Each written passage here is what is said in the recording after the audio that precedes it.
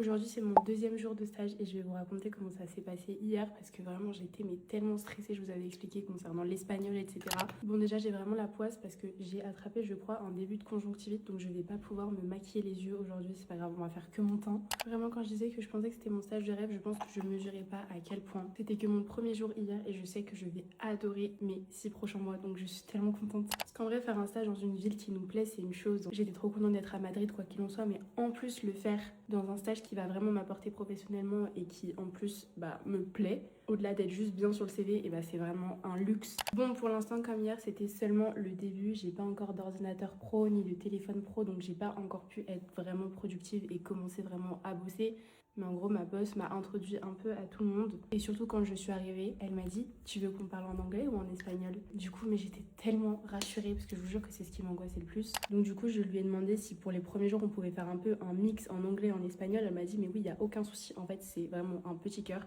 Et en fait je me suis rendu compte que dans mon bureau de manière générale il y a pas mal de personnes françaises ou anglophones, ce qui fait que du coup les espagnols ne parlent pas que espagnol entre eux, ils sont déjà amenés à parler anglais avec pas mal de personnes du bureau. Moi j'avais peur de faire tâche en étant la seule qui parlait pas espagnol de manière bilingue, mais en fait c'est absolument pas le cas donc je suis tellement rassurée. Après le but c'est pas non plus que je fasse tout en anglais et que je me repose sur ça parce que j'aimerais vraiment progresser et j'ai pas envie de faire comme au Brésil où genre je suis revenue et je parlais pas bilingue portugais alors que j'aurais vraiment eu l'opportunité de. Genre dites-vous que le portugais vraiment tout ce que j'ai appris limite je l'ai appris quand je suis rentrée en France et que je me suis vraiment motivée à apprendre la langue. Mais du coup ce qui est très cool globalement c'est qu'on est en contact même aussi avec les bureaux qui sont à Paris ou dans d'autres pays donc t'es amené à beaucoup faire des choses en anglais. Mais ce qui est très cool c'est que quand il y a des discussions espagnoles je peux quand même les tenir ou les suivre. Donc hier quand je suis rentrée j'étais tellement KO parce que passer une journée à ne pas parler du tout ta langue et à faire un micmac entre deux langues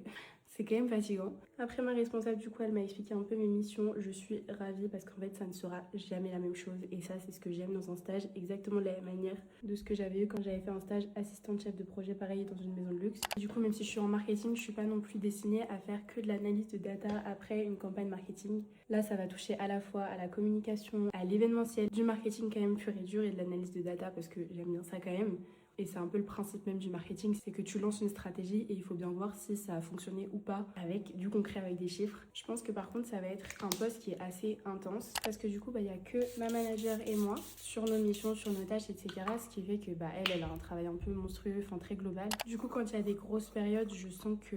ils m'ont fait comprendre hier que mon 40 heures se transformerait parfois en un peu plus quand ils ont besoin de moi. Mais en vrai moi je suis du genre à vraiment préférer 1000 fois ça parce que je connais pas mal de personnes qui ont été en stage dans des entreprises qui en prenaient un peu par défaut comme ça et qui en avaient pas réellement besoin et du coup mes copains qui étaient en stage etc s'ennuyaient et moi je préfère mais vraiment 100 fois être trop fatiguée et faire plus que ce qui m'est demandé de base que de me retrouver à 14 heures à m'ennuyer et d'avoir l'impression d'avoir rien appris de mon stage parce que là du coup c'est forcé que je vais apprendre vraiment un tas de trucs. Du coup pour l'instant cette arrivée à Madrid se passe exactement comme prévu, mon appart est incroyable, mon stage est incroyable, franchement que demander de plus, je pense que ça va être une expérience incroyable, qui a du coup absolument rien à voir avec mon expérience au Brésil où c'était vraiment un peu plus chill, un peu plus vacances, mais là je vais apprendre tellement et je pense que je vais quand même découvrir grave la ville.